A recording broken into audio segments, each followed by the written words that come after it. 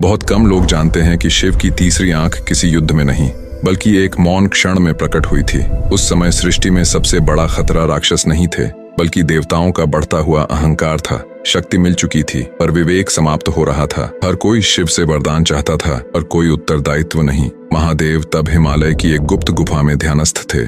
नंदी द्वार पर बैठा था, हवा स्थिर थी और प्रकृति मानो सांस रोककर खड़ी थी। अभी कामदेव ने देवताओं के कहने पर शिव का ध्यान भंग करने का प्रयास किया, क्योंकि सृष्टि को आगे बढ़ाने के लिए उन्हें शिव की शक्ति चाहिए थी। यह कोई युद्ध नहीं था, यह एक सीमा का उल्लंघन था। जैसे ही शिव का ध्यान टूटा, उनके भीतर क्रोध नहीं बल्कि बोध जगा। उसी क्षण उनकी ललाट पर एक ज्योति प्रकट हुई। वह अग्नि नहीं थी, वह चेतना थी। तीसरी आंख का खुलना कोई हमला नहीं था, वह यह दिखाने के लिए था कि जब विवेक से ऊपर इच्छा आ जाए अब विनाश निश्चित होता है। कहा जाता है कि उस प्रकाश में कामदेव भस्म हुए, लेकिन उनके साथ अहंकार भी नष्ट हुआ। महादेव ने उसी क्षण तीसरी आंख को बंद कर लिया, क्योंकि शिव जानते थे कि यह शक्ति बार बार उपयोग की नहीं बल्कि स्मरण की वस्तु है। आज भी शास्त्र कहते हैं कि शिव की तीसरी आंख कभी बंद नहीं होती, वह केवल प्रतीक्षा करती है। जब संतुलन बिगड़ता है, जब शक्ति बिना मर्यादा के बढ़ती है, तब वही चेतना फिर जागती है। यही कारण है कि कुछ स्थानों पर आज भी लोग कहते हैं, वहां खड़े होते ही मन शांत हो जाता है, जैसे कोई देख रहा हो। शिव का क्रोध डराने के लिए नहीं है,